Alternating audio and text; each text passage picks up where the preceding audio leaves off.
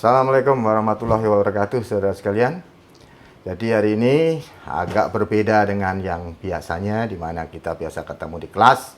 Sekarang karena keadaan yang tidak memungkinkan, ya ada wabah yang tidak kita kehendaki, kita harus kuliah secara online. Dan Bapak juga membuat ini asal-asalan karena memang baru pertama kali kita uh, uh, berkuliah secara online. Tetapi semoga nanti dengan berjalannya waktu menjadi semakin baik dan kita sama-sama cari jalan apa yang terbaik, nanti media apa yang bisa kita gunakan untuk kuliah kita selanjutnya. Ya, yang jelas pada kesempatan hari ini online kita yang pertama ini kita akan melanjutkan apa yang sudah kita bahas sebelumnya di pertemuan-pertemuan sebelumnya, ya. Dan saudara nanti simak, nanti saya akan memvideokan kuliah saya kali ini, dan video akan terdiri dari dua bagian. Yang bagian pertama nanti kita akan mencoba melakukan analisis, dan setelah itu nanti pada bagian yang kedua kita akan mencoba menggunakannya untuk kebijakan. Jadi tujuan dari perkuliahan hari ini adalah saudara bisa melakukan analisis sampai kemudian di bagian kedua nanti sampai saudara nanti bisa menggunakan apa yang sudah pelajari tadi sebagai alat pengambilan kebijakan mengatasi masalah perekonomian. Baik, saya kira itu kita dengarkan langsung bagian yang pertama dari kuliah hari ini. Baik, saudara sekalian, jadi hari ini kita akan melanjutkan kuliah kita secara online menggunakan media WA saja yang sudah kita pergunakan sebelumnya. Dan kita akan melanjutkan apa yang sudah kita bahas dulu sebelum midterm. Jadi sebelum ujian tengah semester dulu. Dan seperti yang kalian ingat dulu ketika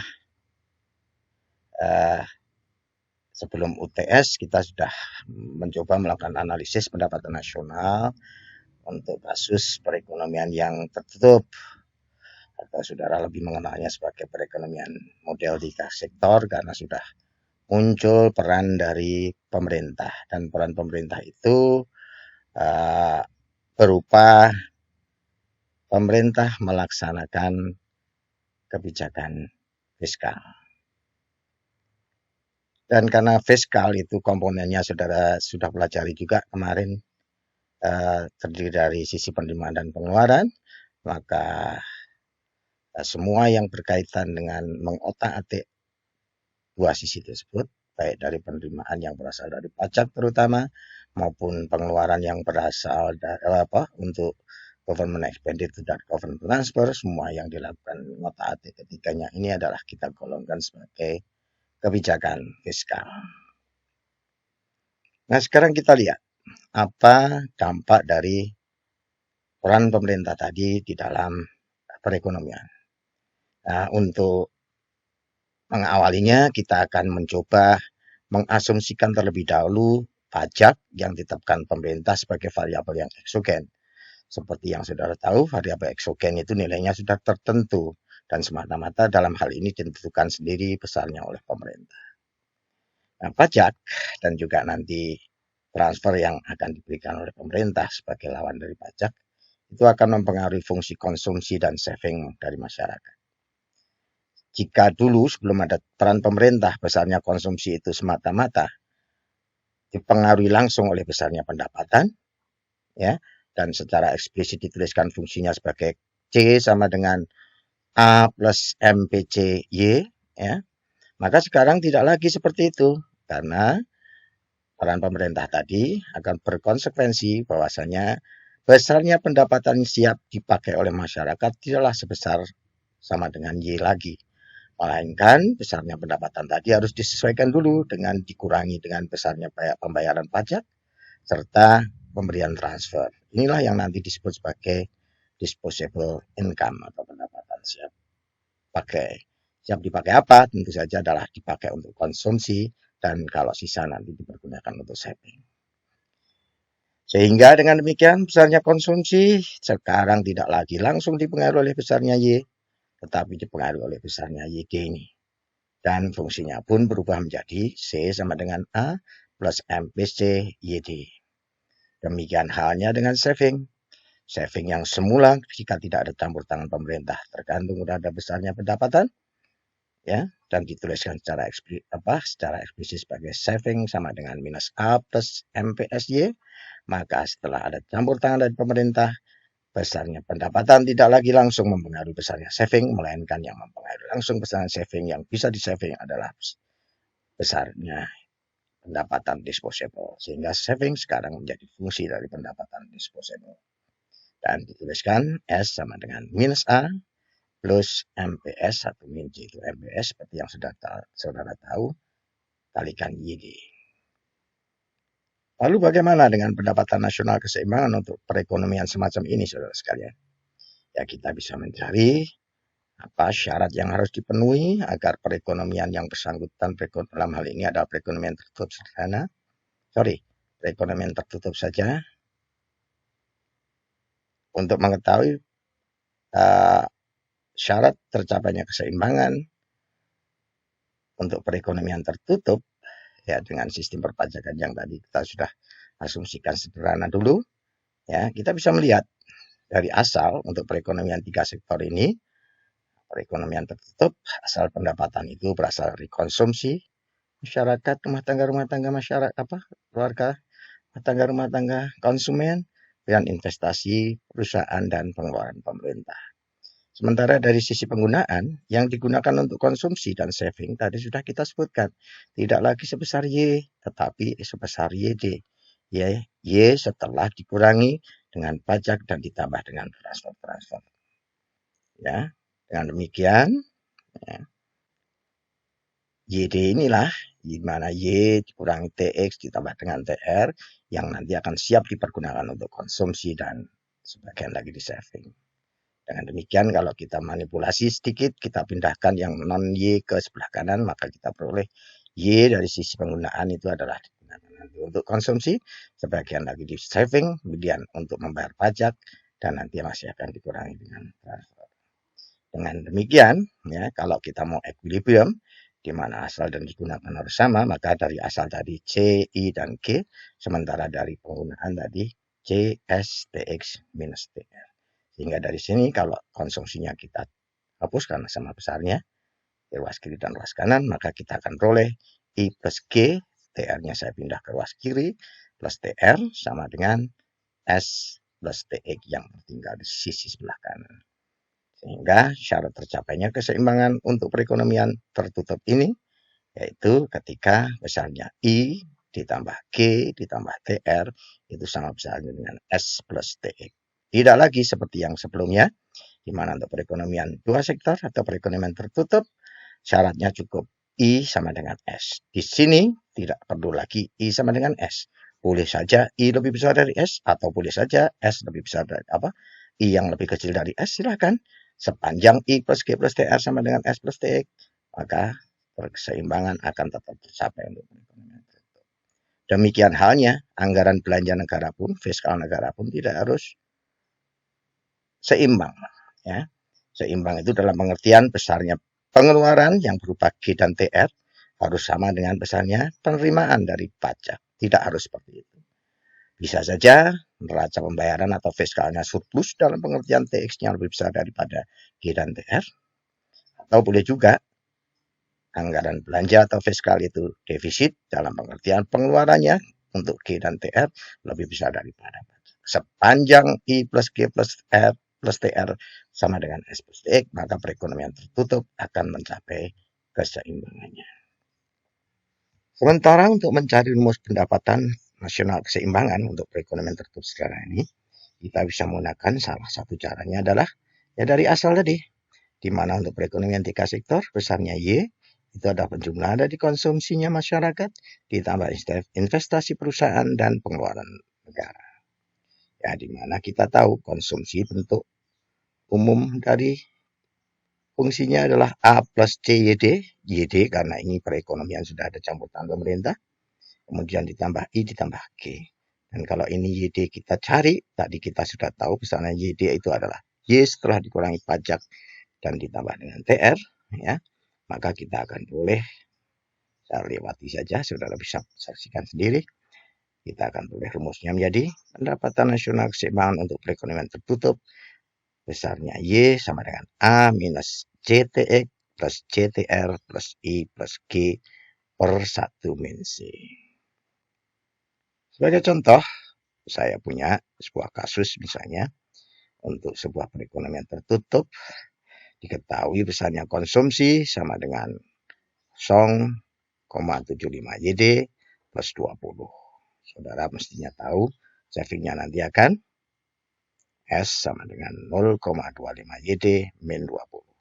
Tapi tidak saya tuliskan di PowerPoint ini. Sementara misalnya investasi yang dilakukan oleh perusahaan sebesar 40, ini angka-angka yang kita sederhanakan. Kemudian besarnya pajak yang ditarik oleh pemerintah sebesar 20, kemudian pengeluaran pemerintah sebesar 60 dan pengeluaran transfer sebesar 40. Nah, kalau kemudian kita diminta untuk menentukan tingkat pendapatan nasional keseimbangan, ya tinggal kita gunakan saja rumus yang bersangkutan tadi. Ya, kita ganti A-nya dengan 20, kemudian MPC-nya kita tahu 0,75, pajaknya sebesar 20 dan seterusnya dan seterusnya. So, masuk, kemudian hitung, kita bisa mendapatkan besarnya Y sebesar 540. Pada kuliah sebelumnya kita tahu bahwasanya yang namanya keadaan keseimbangan itu adalah keadaan yang cenderung untuk tetap, ya, tidak akan berubah sepanjang tidak terjadi perubahan pada variabel-variabel yang ada. Dia hanya akan berubah jika terjadi shock misalnya, ketika terjadi perubahan investasi, atau mungkin ada kebijakan fiskal di mana pemerintah merubah besarnya pajak yang ditarik, atau merubah pengeluaran pemerintah, atau merubah besarnya transfer, gitu, ya. Barulah perekonomian itu akan sebentar dia akan gonjang-ganjing. Tetapi dalam jangka waktu yang mungkin bisa cepat atau lambat, perekonomian akan mencapai keseimbangan baru meskipun tidak lagi pada posisi yang sama. Dengan kata lain, jika nanti seandainya terjadi perubahan pada investasi atau terjadi perubahan pada besarnya pajak yang dikenakan oleh pemerintah atau besarnya pengeluaran pemerintah serta besarnya transfer pemerintah, maka akan berdampak pada perubahan besarnya pendapatan untuk mencapai keseimbangan lagi. Pertanyaannya adalah, berapa kalikah perubahan pendapatan itu, ya, dibandingkan dengan perubahan salah satu faktor penyebabnya tadi, bisa I, TX, G maupun TR. Nah, inilah yang kemarin kita pelajari sebagai angka pengganda. Dan berbeda dengan yang kemarin, dalam perekonomian yang tertutup sederhana kita hanya mengenal satu angka pengganda, karena yang bisa berubah hanya investasi, ya, maka sekarang di dalam perekonomian yang tertutup kita akan mengenal beberapa angka pengganda. Yang pertama adalah angka pengganda investasi, kemudian ada angka pengganda konsumsi, kemudian angka pengganda pengeluaran pemerintah, angka pengganda transfer pemerintah, serta angka pengganda pajak. Dan masing-masing kita bisa nanti cari, ya, misalnya adalah seperti yang ada dalam handout saudara sekalian. Untuk angka pengganda investasi, ya, itu pengertiannya adalah sebuah angka yang nanti akan kita kalikan dengan perubahan investasi untuk tahu besarnya pendapatan, perubahan pendapatan untuk mencapai keseimbangan lagi. Dengan demikian, angka pengganda investasi itu adalah perbandingan antara perubahan pendapatan dengan perubahan investasi. Dan nanti itu akan sebesar 1/MPS, 1/1 min MPC, ya. Nah, bagaimana kita membuktikan itu nanti di bagian berikutnya kita akan buktikan. Tapi sebelumnya saudara juga harus tahu bahwasanya selain angka pengganda investasi ada angka pengganda konsumsi yang saudara bisa artikan sama dengan yang tadi itu, ya, berjalan dengan cara berpikirnya dengan yang sebelumnya tadi. Angka pengganda untuk transfer pemerintah, angka pengganda untuk pajak, serta angka pengeluaran pemerintah. Nah, sekarang kita akan coba buktikan dapatnya dari mana ini besarnya angka pengganda untuk investasi kok seperti kita buktikan bersama. Angka pengganda untuk investasi. Jadi logikanya tadi katakan, kalau ada perubahan investasi, perekonomian akan sebentar gonjang-ganjing mencapai ketidakseimbangannya. Tetapi dengan berjalannya waktu nanti akan mencapai keseimbangan baru dan pendapatannya pun akan berubah sebesar delta. Pertanyaannya adalah delta Y ini berapa kalinya perubahan investasi tadi? Atau kalau kita tuliskan secara matematik, angka penggandaan investasi itu ada delta Y per delta I. Ya, kita mulai dari keadaan seimbang mula-mula. Ketika Y sama dengan A min CTX plus CTR plus I plus G per 1 min C. Kemudian ada perubahan investasi. Di sini saya tuliskan ada perubahan investasi yang pada akhirnya akan akibatnya merubah pendapatan. Pendapatan berubah sebanyak delta I. Ada delta I, ada delta I. Ada sebab, ada akibat. Nah, kalau kemudian kita pisahkan, maka kita peroleh bentukan seperti ini. Dan tadi karena Y dan ini sama, bisa kita coret hilang. Maka kita tinggal punya delta Y sama dengan delta I per 1 min C. Ya. Sehingga kalau angka penggandaan investasi itu adalah delta Y per delta I, maka kalau ini kita bagi semuanya dengan delta I, maka kita peroleh delta I per delta I, itulah angka penggandaan investasi. Delta I dibagi dengan delta I berarti 1 1/1 min C. Atau 1/MS. Nah, kalian bisa membuktikan untuk yang lain, angka pengganda konsumsi, angka pengganda pengeluaran pemerintah, angka pengganda transfer pemerintah, dan angka pengganda pajak, ya.